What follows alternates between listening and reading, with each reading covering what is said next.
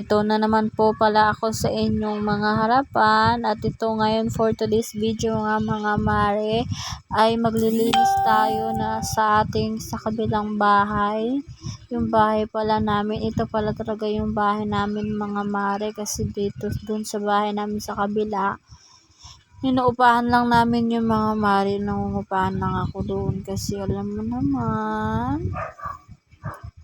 Pinupahan kasi sa akin ng jowa ko yun kasi nga mga mare pagdating niya dito siya titira. Doon siya titira sa pinapaupahan namin. Pero ito talaga mga mare yung bahay namin. Dito yan sa lola ko. Kami dito. Pinagawa namin ito. Tsaka ito nga mga mare, naglilinis nga kami. Kasi nga mga mare, yun nga, madumi tsaka may mga anay, kaya kailangan natin linisan yan mga mare. Ayan, sa araw-araw nga natin na paggawa mare, kailangan talaga natin maglinis sa ating bahay para sa ganun gumanda, maging mabango, di ba mga mare? Nagpunas pa nga ako dyan kasi nga mga mare, pinagpapawisan na po ako mga mare. Kasi nga ang init dyan, walang electric fan. Hindi pa nga ni mama binuksan yung electric fan dyan mga mare. Yan nga pala si mama ko. Sipag niyan. So yun mga mare to. Sabayan nyo kami, samahan nyo nga kami for today's video. Naglilinis-linis kami mga mare. Kamusta naman kayo mga mare? So ito nga ang ganap natin ngayon mga mare. Magkukwento pala ako sa inyo mga mare. Sa hindi pa nakakaalam, ikukwento ko sa inyo ang buhay pag-ibig ni Inday. So yun nga mga mare, paano kami nagkakilala ng aking jowang apam?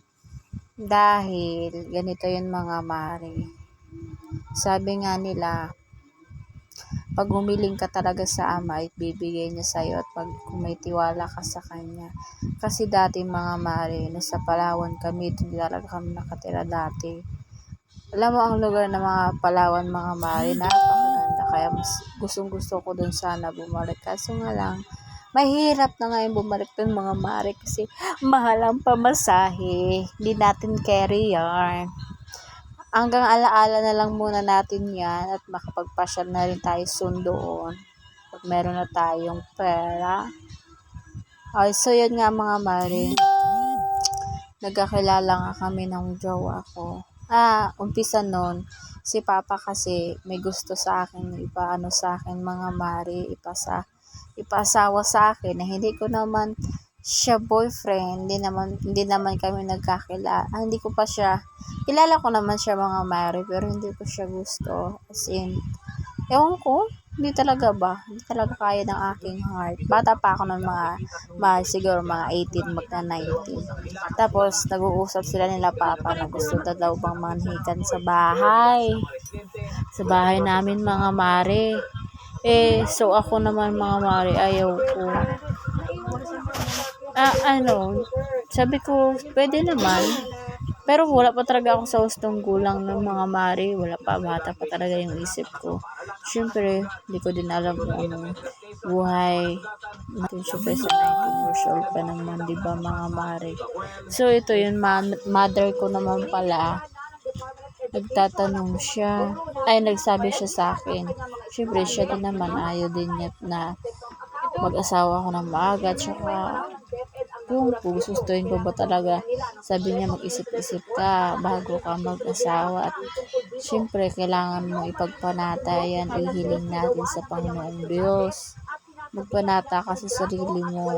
Yun nga, after 1 month na panata ko nga mga mare, dininig ng ama yung panalangin ko. Hindi ko inaasahan nga mga mare na magugustuhan pala ako na siya pala yung magiging jowa ko. Yung ganun nga mga mare. Ayun.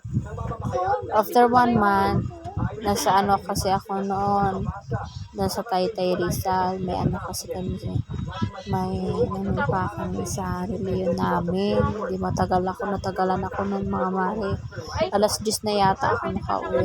Tapos pag uwi ko sa bahay, gutom na ako. Tapos sinalubong pala ako mga mare ng kapatid kong si Bibi. Sabi niya, Ate Inday, magkakaroon ka na ng asawa. Asawang apam. Tuwang-tuwa siya nun, talon na talon. Bata pa siya nun, that time mga mare. Pero alam nyo, hindi ngayon kinakabahan ko. Ano asawa? Walang asawa. Nagtatrabaho nga ako kasi kinabukasan ng mga mare. Pupunta na pala sana ako ng El Nido, Palawan at magtatrabaho pala ako doon sa hotel ng housekeeping. Sana kung natuloy yun mga mare. Syempre, tayo pa ba? Paano pa ba tayo? Doon na tayo sa yun nga. So, yun nga, tumawag pala sila Tita Marian sa amin. Yung tita kong nasa abroad. Tumawag pala sa akin mga mare. Sa Papa, yun nga daw, may rereto sila sa akin. Papakilala sila sa akin. Siyempre, ito naman si Aling Inday nyo. Ganyan na rin yung opportunity para makilala yun. Siyempre mga mare, first time ko rin magka-boyfriend mga mare. Naglalandi-landi yan mga mare. Char. So, ayun nga mga mare. Tuwang-tuwa to sila mama, sila papa. Tapos pumunta na nga kami dun sa may signalan. Kasi dati dun sa Palawan ay nanuhan namin. Walang signal. Ang hirap ng signal mga mare. Pero okay lang yun. Tapos yun na nga mga mare, pumunta kami ng bayan, tsaka tumawag kami kay tita. Yun nga sa akin, sinabi daw sa akin, pinakita sa kanya daw yung picture, pinakita daw doon sa, ano ko ngayon, sa fiancé ko ngayon, pinakita daw yung picture ko na. Sabi nga, papakilala sa akin, tsaka yun. Kagad-agad nalipad ako ng airplane, pumunta ako na kinawanan ako ng ticket ng tita ko. Tapos 28 pa yung mga mare. 28 pa yung February 28 pa yung flight ko. So yun na nga, dumating na sa point na February 28 na nga mga mare, lumipad ako. Alam nyo ba mga mare, first time ko din sumakay ng airplane. Alam mo ba, para akong doon, ignorante mga mare. Pasensya nyo na yung ko. Kasi hindi ko talaga alam yung mga gagawin, kung ano pa yung kung may time pa nga na pinapakuha lang para sa akin yung cellphone. Tapos nangalaglag pa naman diyan mga damit ko mga mare. Katulad din yung underwear ko, nangalaglag ko siya sa airport. Hindi ko talaga makalimutan yung mga mare. Tapos yung guard sabi sa akin, yung cellphone lang yung kunin mo dyan. Tapos alam mo mga mare, yung cellphone ko kagang pa. Alam mo yung yung Samsung noon, yung Samsung na yung keypad, ang dala ko. Basta may pang-contact lang ako. Nakakatawa talaga mga mare yung time na yun. Tapos kabado ako, sumakay ako sa airplane. Tapos yung mga katabi nga ako mga mare.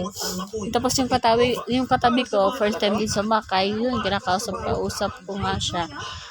Para malingaw-lingaw lang ba ako mga mare. Tapos ayun na nga, nakalapag na kami, tapos sinanap ko.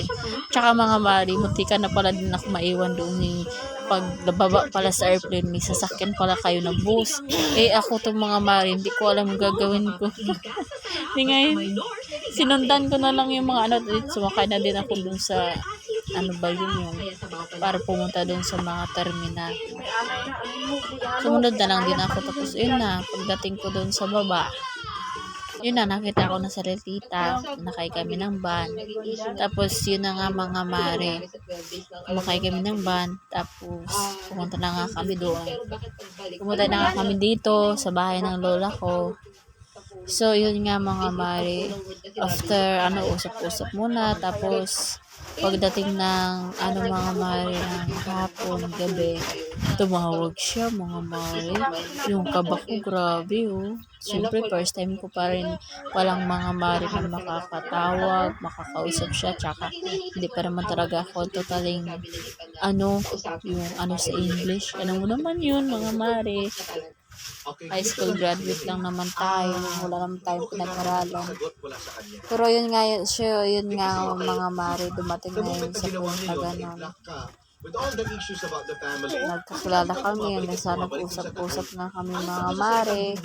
Nung nagkausap na kami, parang alam mo ba yung mga mare na feeling na kilala mo na siya, tapos sa tamang sinyasan nyo lang, yung bibig kasi ng bunganga niya, alam mo, naiintindihan mo na siya, kahit na hindi pa niya pa napapaliwanag sa'yo. Yung ganun ba? Yung ganung feeling niya. Siguro, siya talaga yung pinagkaloob sa akin ng Diyos.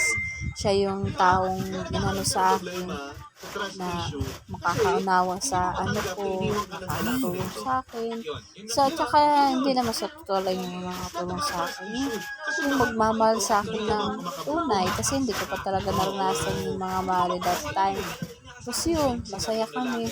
Alam niyo mga mare, yung sila yung mga afam, hindi pala yun sila marunong magligaw mga mare. Ganun lang yan sila mga mare. I love you, gaganon lang yan sila mga mare. Tapos, yun na nga, ano lang sila mga mare. Yun nga mga mare. Ayun, naglilinis-linis lang ako mga mare. Saka, yun nga mga mare. Yung, hindi sila marunong magligaw. Kasi nga, mga tiwang ko ba, bakit di sila marunong magligaw. Tapos, nag-uusap-usap kami, nagkakashot kami hanggang sa nagsabi siya, I love you, I miss you. Sabi ko, bakit kanya kailangan mo na mag-I love you? Bakit tayo na ba? Sabi ko, sige, okay, after one day, usap-usap namin, naging kami na ka. Kaya March 1, kami na mga mare, isang araw lang. Pero okay na yung mga mare, at least malaman namin yung isa't isa. At ayun na nga mga mare. Ito na muna ang aking vlog for today. Tapos na nga kami yan maglinis mga mare. So, ayan. Pamuda mga person yan mga mare. Ang dami namin nilinis ni mama. Ay, sinupul ko nga yung mga dumi. Tapos, ilalagay ko nga sa sako. So, yun na nga mga mare. So, ito na. So, yan mga mare. Thank you for watching. Bye-bye. Bukas ulit.